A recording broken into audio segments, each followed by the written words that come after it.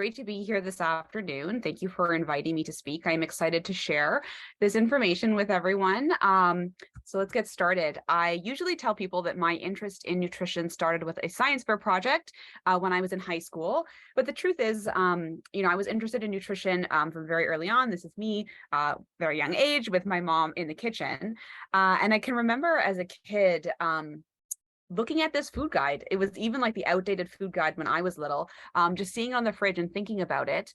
And for those of the audience members who are from Ontario, I don't know if anyone will remember this, there used to be a nutrition section in the Ontario Science Centre that I remember going to as a kid, and there was this display where you could select what foods you would eat, and then it would crunch out your like macronutrient distribution and give you feedback on what you chose. So I was a kid, so I selected, hot dogs and all those, and chocolate chip cookies, and you can see that it said pig out, like you ate too many calories.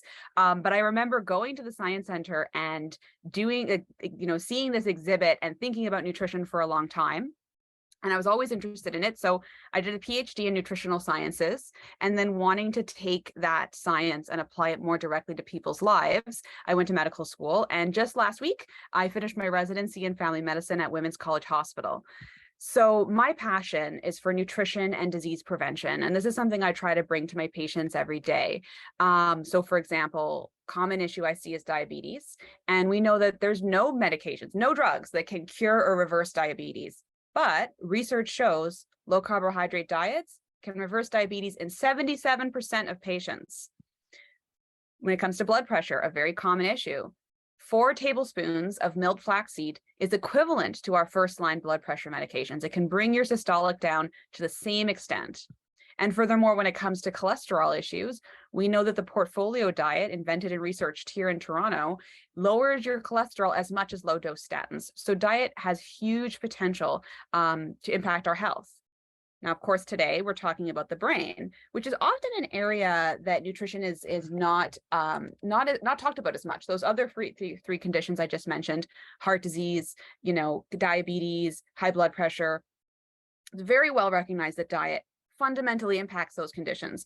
But we're doing the evidence now to demonstrate that the brain is the same. And I'm going to share some of that research with you today.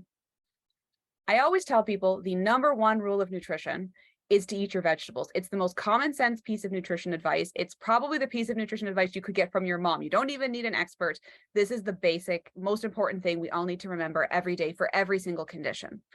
But when it comes to the brain, the question I have for you is, what type of vegetable do you think has the greatest ability to prevent cognitive decline?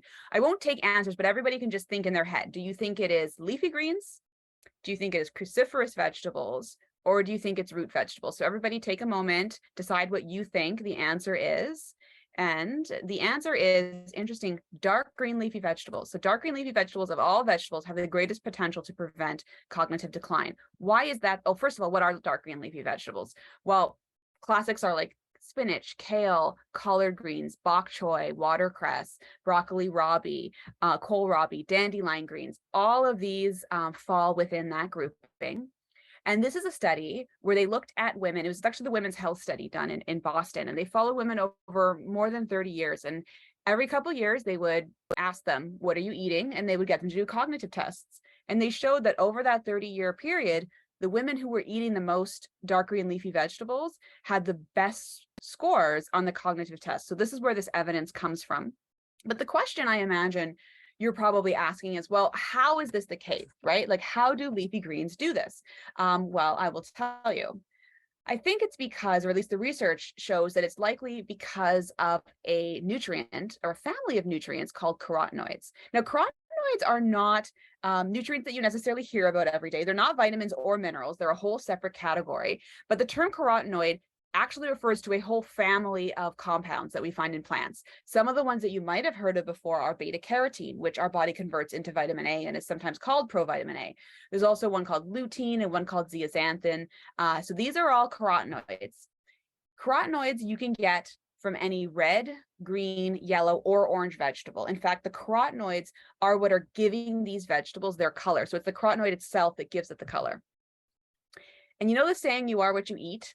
Well, that saying is literally true when you think about carotenoids, because if you eat carotenoids, you find carotenoids in your liver. If you eat carotenoids, you find carotenoids in your eyes. The more carotenoids you eat, the more carotenoids you find in your skin. And relevant to today's talk, the more carotenoids you eat, the more carotenoids you find in your brain. In fact, your brain is full of carotenoids. You probably didn't realize that when you eat dark green leafy vegetables or red or yellow peppers or carrots, those nutrients are literally ending up inside your brain. And how does this work? Well, we have to think about what the brain is made of. So the brain is made of trillions of brain cells that look like this. And I want you to think of the brain cell as being a little like a castle. So just like a castle has really important stuff inside, it has a wall that surrounds it. And the wall is important for protecting the castle and keeping the contents of the castle safe and protecting it from intruders. Your brain cells are the same. Brain cells also have a wall that surround them that protect the brain from harmful things that could destroy the cell or at least cause havoc. Carotenoids live inside the walls of your brain cells. So they're kind of like the security guards that prevent intruders from coming in and disturbing the castle. So when you eat those carotenoids, that's where they end up, inside the wall that protects your brain cells. This is a study where they looked at elderly populations and they had them perform cognitive tests and they measured the carotenoid levels in their blood. And what they showed was that the people who had more carotenoids circulating in their blood, hence they ate more of those carotenoids, performed better on cognitive tests. This is a study that compared patients with Alzheimer's to patients who didn't have Alzheimer's. And they showed that the patients with Alzheimer's had lower levels of carotenoids in their blood. And this is a great study. It's the same population that was studied in the study I mentioned a moment ago, where they looked at the dark green leafy vegetable consumption. And this study looked at the amount of carotenoids that women ate 30 years ago and their cognitive function 30 years later. And what they found is that the carotenoids they ate in their 50s could prevent their cognitive function in their 80s. Sorry, could predict their cognitive function in their 80s. So the point is these carotenoids have an immense impact on our brain function. And this is why eating dark green leafy vegetables, because they're the richest dietary source of carotenoids, is an important thing to do every single day. Now, I know what you're thinking. Eating dark green leafy vegetables is, it takes a lot of time. It takes preparation. It takes organization. You got to go to the store. You got to prepare them. Everybody wants there to be a supplement that can give us what food gives us. This is a study where they tried to do that. They thought, well, if carotenoids work so well, what if we give people carotenoids in a supplement? Can it achieve the same effect? And unfortunately, the studies show that the supplements are not equivalent to the foods. You have to eat the real food to get the full benefit. So unfortunately, there isn't a sort of easy way to just pop a pill. You have to actually eat the dark green leafy vegetables. Now, that being said, there is a caveat. There is a really important factor here, which is absorption. Because it's not what you eat that matters, it's what you absorb. And some nutrients require certain settings in order to be optimally absorbed, and carotenoids are an example of this. So let's talk about it. Let's say you decide to eat some spinach. If you eat spinach, how much of the beta carotene, that's one type of carotenoid, that's in that spinach, do you think that you can absorb? And again, just kind of think about this in your head. Do you think you would absorb 5%, 45%, or 65%? You can make your little bet, and I will reveal the answer is, in fact, 5%. So you only absorb 5% of the beta carotene that you have in spinach. So that's not very much. If you consider a day's worth of spinach, you would have to eat 20 cups of spinach to get a day's worth of beta carotene if you are only absorbing 5%. So this is a problem because you don't need to eat 20 cups of spinach. That's way too much. There's something we have to do to maximize absorption here. And in order to understand what we need to do, I'm going to tell you a little story about a lovable cartoon character, Popeye. So Popeye is this, you've probably seen the show or the cartoon and such. Popeye loves spinach. Spinach makes him super strong and gives him the strength he needs to overcome whatever situation he finds himself in. And Popeye's girlfriend, interestingly, her name is Olive Oil, and she comes from a family where everybody is named after some kind of oil. I think her father is castor oil, someone is banana oil, I think. But anyways, I thought it was interesting that Popeye, who loves spinach, also loves olive oil, because in fact, if you combine your spinach with olive oil, you maximize nutrient absorption. So this was a study where they compared the absorption of carotenoids from salad when it's eaten with a fat-free dressing versus salad eaten with regular dressing. And guess what they showed? Beta carotene absorption is 40 times higher when you eat that salad with regular dressing that contains oil. So clearly, when we eat our leafy greens, we need to have some sort of oil or any kind of fat with them in order to absorb these beta carotenes. It's interesting, when I first kind of put all this together, I thought, well, wait a second. E.C. Seeger, this is the gentleman who created the Popeye character. Like, did he know this? Was this planned? Like, how did this all come about? I went on a little historical deep dive, and it seemed that, in the 1930s, when Popeye was debuted as a character, America was in the Depression. People were vastly depleted in many nutrients, and spinach was a homegrown crop that, interestingly, people didn't like to eat. People saw leafy greens as being like cow's food. They didn't even think of it as being appropriate for people. But, the American industry wanted to promote it because it was so nutrient dense and people were so deficient in these nutrients. So that's part of why this character was invented. But as for the connection with the olive oil, I think that was just a cute coincidence. The invention of the Popeye character and his love of spinach did help the spinach industry. In fact, Crystal City, Texas is the spinach capital of America. And after Popeye came out, there was a 30% increase in spinach consumption. And they had this statue of Popeye in Crystal City, Texas, to honor him and his contribution to the spinach industry. So just remember, just like Popeye, you got to love spinach and the olive oil that goes with it.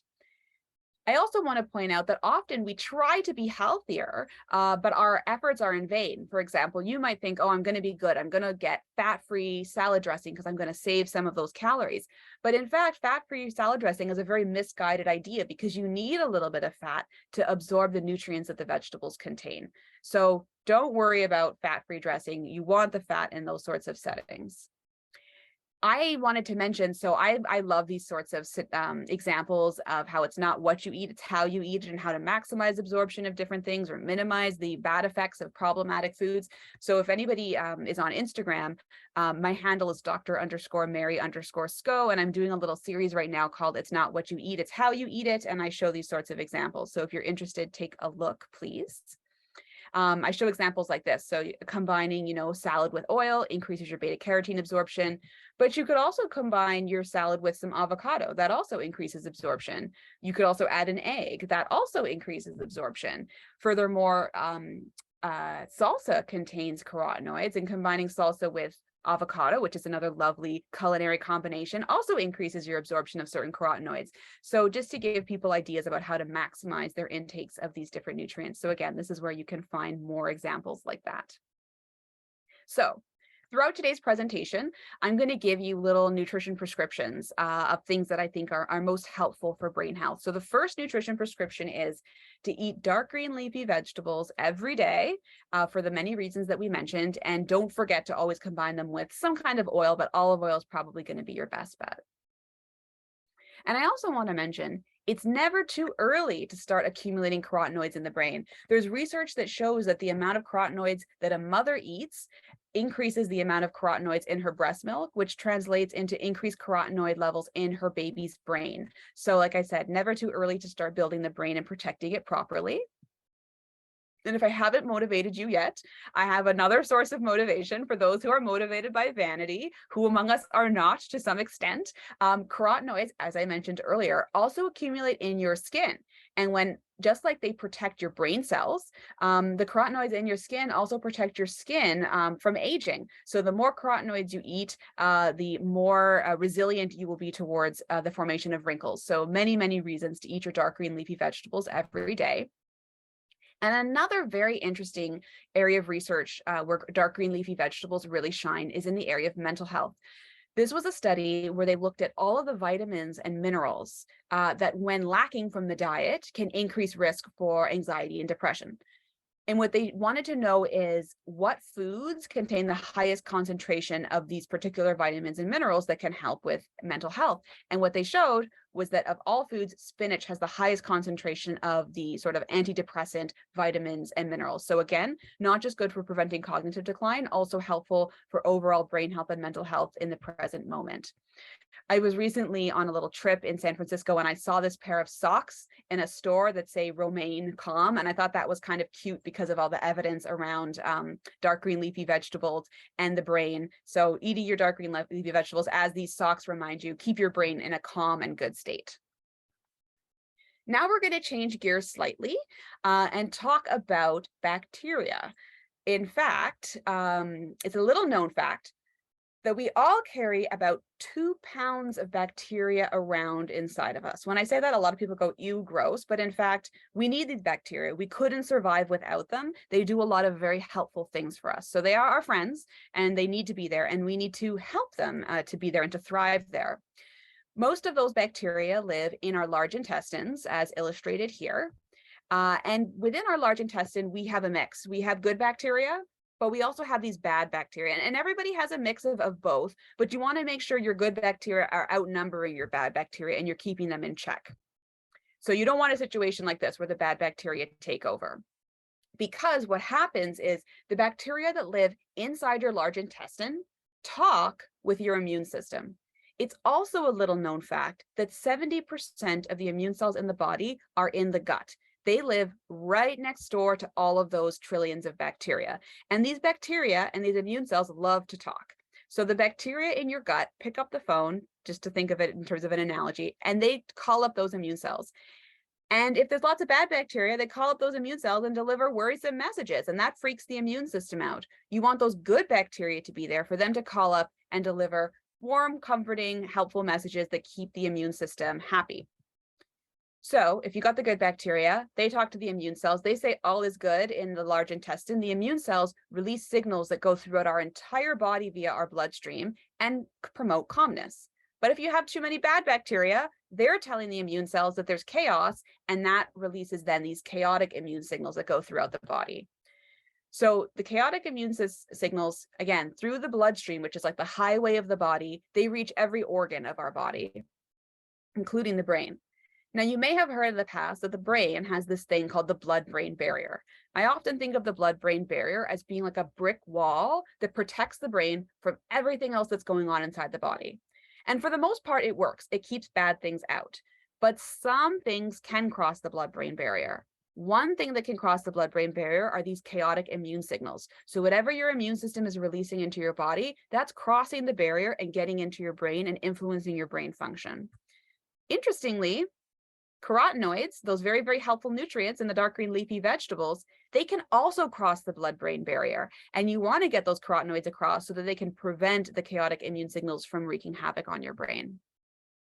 So the question then becomes, how do you maintain a healthy balance of good and bad bacteria?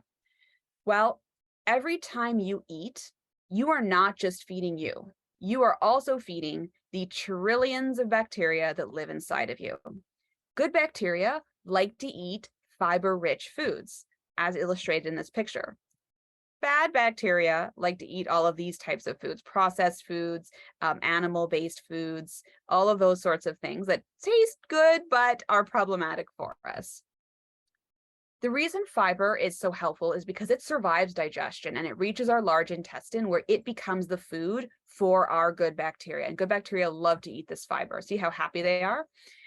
We all need about 25 to 38 grams of fiber per day. That could look something like this: a cup of oats for breakfast, an apple for a snack, a cup of lentils at lunch, and a cup of spinach with your dinner.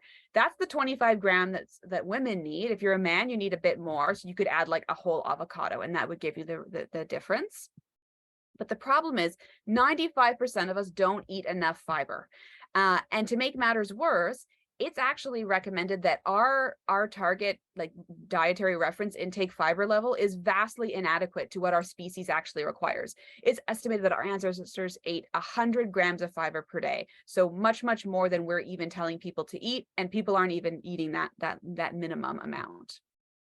So the moral of the story is the more fiber you eat, the more you promote the growth of the good bacteria that live inside of you, and the more those bacteria can then create those stimulate the immune system to create those calming signals to keep our body and our brains happy. Of course, good sources of fiber include fruit. Some of the highest, richest fiber foods are shown here. These are some of the most fiber-rich vegetables. Note, dark green leafy vegetables, collard greens there in the corner. Legumes are one of the best sources of fiber, so beans, lentils, peas, all of those sorts of things, as well as certain grains. So barley, I think, is the healthiest grain there is. It has the lowest glycemic impact on the body, but also brown rice, for example, has 4 times more fiber than white rice. Oats are excellent, and breads, you got to be very careful. You have to read the label to see how much fiber they contain. One fun snack that has a lot of fiber is actually popcorn. So that's a treat that actually has some good nutrients in it, especially if you air pop it and don't add too much butter and too much salt. Again, the question people always want to know is, well, can I just eat? Can I just take a supplement? A lot of people take fiber supplements for many reasons. And while fiber supplements, can be helpful for things like constipation and such, when it comes to optimizing those bacteria that live in our intestines, the fiber supplements don't do enough, and they're not the same as getting the fiber from food. So again, you got to eat the real food. You can't rely on the supplement. My second, in summary, nutrition prescription for you is to feed yourself and the bacteria that live inside of you lots of fiber every day. I do want to mention, when you decide to increase your fiber intake, you must do this slowly, because you don't want to overwhelm those bacteria. If you've got a lot of bacteria that aren't used to fiber, they are going to freak out if they suddenly get a huge load of fiber. So you want to increase your fiber slowly over a number of weeks. And anytime you increase fiber intakes, you have to also increase water intakes. I have a website called www.nutrition-prescriptions.com, and that's where I keep handouts that I like to give my patients to educate them about different topics. So one guide that I've created is my fiber guide. And on my fiber guide, I show my patients all of the different dietary sources of fiber. And then on the flip side, you can see how many grams of fiber you need based on your age group. So I encourage you all to go and check this out and see how many grams you need. You can kind of do the math. How much are you currently getting and how much do you need to add to make the difference? So this kind of makes it simple to get that amount, that increased amount that we all need. All right. No discussion about nutrition in the brain is complete without a discussion of fish and omega-3 fatty acids. I love omega-3 fatty acids as a topic. I think it's fascinating. I have so much to say on this topic. We could have done the whole talk just about omega-3s. So I'm just going to scrape the surface today, but know that this is a very, very interesting area with lots of just fascinating information. So many studies have shown that the more fish you eat, the better your cognitive function is. This is a review of 21 studies that showed this. And this is because we know a good portion of your brain is literally made from this type of fat. So the brain is made from fat, but particularly this type of omega-3 fat called DHA, or docosahexaenoic acid, comprises about 20 or 30% of our brain. But there are many different sources of omega-3s, and there's also many different types of seafood. The types of fish that have the highest levels of the types of omega-3s that are good for your brain are as follows: salmon, mackerel, herring, sardines, and anchovies. For the most part, these fish deliver good amounts of omega-3s, such that you could eat these fish twice a week and get roughly the amount that's needed. A lot of other fish are very healthy, but don't contain omega-3s. So it's important to keep this list in mind, because these are the omega-3 rich fish that you want to have twice per week. And again, as always, there are supplements. And isn't it easier if we could just take a supplement? There are many issues with omega-3 supplements, and part of it is just the fact that these are very fragile molecules and they are very vulnerable to destruction. So even a very high quality omega-3 supplement that is coming from a good manufacturer, coming from a good sustainable source, it's still vulnerable to the fact that it gets oxidized. Oxygen breaks it down, and then it's no longer helpful for us. So far, research that has tried to look at the supplementation with omega-3s to see what if we just give people supplements? Can we improve their brain function? So far, the studies haven't consistently shown that. So once again, you want to get it from food, because food has a more robust effect. So my third nutrition prescription for you is to eat 2 to 3 servings of fatty fish. Those are the ones we mentioned a moment ago, every week. And finally, walnuts. Walnuts are funny because when you look at them, it literally looks like a brain. I think of those pictures that Dr. Pari was showing a minute ago of the skull, right, with the brain inside. And it's kind of what the walnut looks like, this sort of inner brain-like nut encircled by a shell. And no surprise, the consumption of walnuts is associated as well with cognitive benefits. And when you ask, like, so why is this? Like, how do walnuts do this? Is it because they have omega-3s? Is it because they have vitamin E? Is it because they have selenium? Is it because they have magnesium? Well, I mean, the answer is all of the above. There's just so many good things in walnuts, and they're all working together for an ideal outcome. And I also want to point out, walnuts are not the only nuts that protect against cognitive decline. This was a study that showed that irrespective of what type of nut you were eating, people who ate more nuts in general tended to have better cognitive function. So I always like to try to get away from the idea that there's this one magical food, and if you just eat this one thing, it will change everything. Because again, nuts in general are, if they're unprocessed, they're a whole food of the earth, and they can be healthy. Walnuts are great, but other nuts are good too. So my fourth nutrition prescription for you is to eat 3 to 4 whole walnuts daily, and or other nuts too. 3 to 4 whole walnuts was the dose that was shown to be most protective in that study that I just mentioned. So people always ask me, what is the secret to healthy eating? Like, what is it? What have you uncovered and what have you figured out? And after all of my years of studying and now practicing, I have to say there is no secret. Unfortunately, I wish there was, because then I would, be able to, I don't know, market it or something. But there's no secret. The key to healthy eating is balance. And Plato in 500 BC talked about healthy eating, and what he talked about was balance. Same things we talk about. You have to have a lot of vegetables, a little bit of carbohydrates, a little bit of protein, not too much alcohol, not too many sweets. It's basically that simple. For thousands of years, nothing has changed. The principle of healthy eating is balance. And this is ideally what you want your plate to look like more often than not. You want to make sure that half of what you're eating is vegetables and fruits. You want a few carbohydrates on the plate because carbs are our energy, and you want some protein. And twice a week, you want that protein to be a fatty fish. And you can also get some nuts for protein as well. And everything else is fine, as long as it's only a treat and consumed occasionally.